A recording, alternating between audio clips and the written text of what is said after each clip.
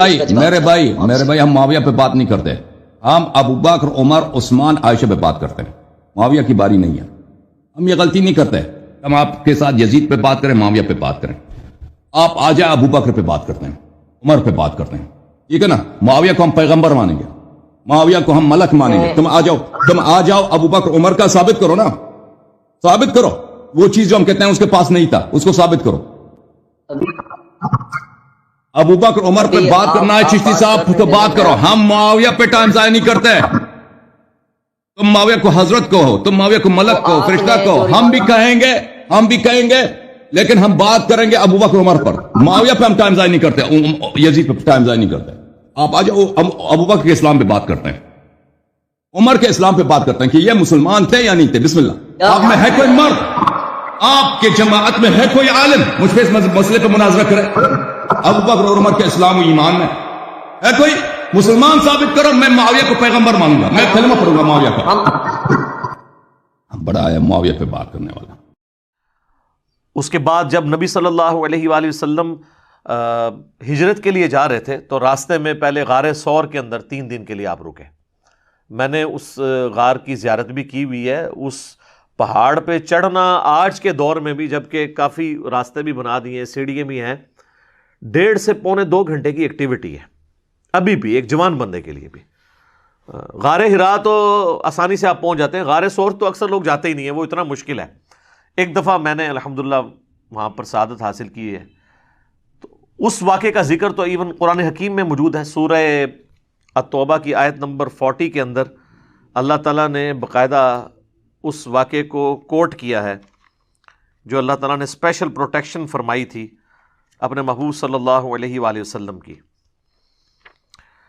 الا تنصروہ، اگر تم نبی صلی اللہ علیہ وآلہ وسلم کی مدد نہیں کرو گے نا اے ان کے ساتھیوں، فقد نصرہ اللہ اذ اخرجہ الذین کفروا، تو بے شک اللہ تعالیٰ تو ان کی مدد فرما چکا ہے جب کافروں نے ان کو وہاں سے نکلنے پر مجبور کیا اور نکال دیا مکے کی سرزمین سے. ثانی اثنین اذ ہما فی الغار، جبکہ وہ 2 یعنی اللہ کے محبوب صلی اللہ علیہ وآلہ وسلم اور سیدنا ابو بکر صدیق 2 تھے، اور ان دونوں میں سے دوسرا یعنی نبی علیہ السلام نے غار میں کہا اذ یقول لصاحبہ، اپنے ساتھی ابو بکر سے. اور یہ اس آیت کی تفسیر میں اہل تشیع اور اہل سنت کامن ہے کہ یہاں صاحبی سے مراد سیدنا ابو بکر ہے، صرف ہماری تفسیر میں نہیں، ان کے ہاں بھی. لا تحزن ان اللہ معنا، مت گھبراؤ، غم نہ کھاؤ، بے شک اللہ ہمارے ساتھ ہے. فانزل اللہ سکینتہ علیہ، تو اللہ تعالیٰ نے ان پر سکینت نازل کی. وَأَيَّدَهُ بِجُنُودٍ لَمْ تَرَوْهَا، اور ایسے لشکروں سے اپنے نبی کی مدد فرمائی کہ جو نظر نہیں آنے والے تھے. تو یہ واقعہ کا ذکر موجود ہے. اس کانٹیکسٹ میں بخاری اور مسلم دونوں میں ایک حدیث موجود ہے کہ جب غار میں پناہ لی، غار ثور کے اندر سیدنا ابو بکر اللہ کے محبوب صلی اللہ علیہ وآلہ وسلم کے ساتھ تھے، تو سیدنا ابو بکر نے عرض کی، اے اللہ کے رسول، اگر یہ کافر اپنے قدموں کی سیدھ میں ہمیں دیکھ لیں تو وہ ہمیں پا لیں گے. یعنی ان کی ٹانگیں تو نظر آ رہی تھیں، وہ غار ذرا نیچے کر کے تھا، تو اگر وہ اپنے آپ کو جھکا کے قدموں کی سیدھ سے اندر دیکھیں غار میں تو ہم نظر آ جائیں گے. تو اللہ کے محبوب صلی اللہ علیہ وآلہ وسلم کا ذرا کانفیڈنس لیول دیکھیں، پیغمبر کس کانفیڈنس لیول کے اوپر ہوتا ہے. آپ صلی اللہ علیہ وآلہ وسلم فرمایا، اے ابو بکر، تمہارا ان دونوں کے بارے میں کیا خیال ہے جن کے ساتھ تیسرا ان کا رب ہے؟ ٹھیک ہے. تو یہ اسی کا ذکر سورہ توبہ میں آیا کہ وہ اپنے ساتھی کو تسلیاں دیتے تھے. اچھا، یہ حضرت ابو بکر صدیق نے وہاں پہ نہیں کہا کہ اللہ تعالیٰ تو عرش کے اوپر ہے، یہ آپ کیوں کہہ رہے ہیں کہ تیسرا اللہ ہمارے ساتھ ہے؟ یہ میں بار بار یعنی اہل حدیث کو اس حوالے سے کہتا ہوں کہ تھوڑا اس حوالے سے اپنے اوپر نظر ثانی فرمائیں. آپ استوا علی العرش کی ڈیٹیلز بھی اللہ پر چھوڑ دیں، اور اللہ کی جو انسانوں کے ساتھ معیت ہے اس کی ڈیٹیلز بھی اللہ کے سپرد کر دیں. اس کی تعویل نہ کریں، نہ آپ جہمیہ بنیں نہ مجسمہ بنیں. یہ معاملہ اللہ کے سپرد کریں. اللہ اپنے عرش پر مستوی ہے جیسا اس کی شان کے لائق ہے.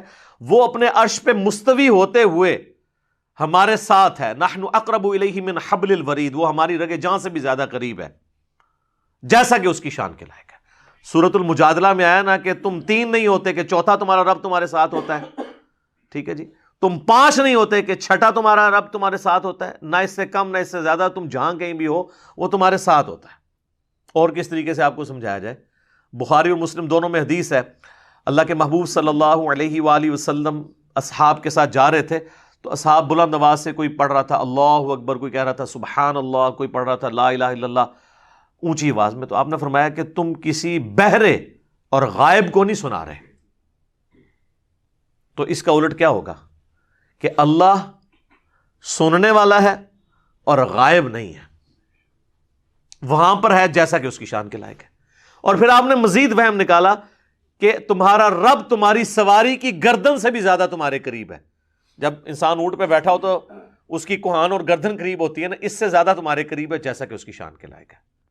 اور پھر آپ نے کہا کہ مجھے اللہ تعالیٰ نے جنت کے خزانوں میں سے ایک خزانہ دیا ہے، وہ میں تمہیں تعلیم کر دیتا ہوں، لا حول ولا قوت الا باللہ، نہیں ہے طاقت گناہوں سے بچنے کی اور نہ ہے توفیق یا ہمت نیکی کے کام کرنے کی مگر اس کی توفیق سے، اس کی دی ہوئی طاقت سے۔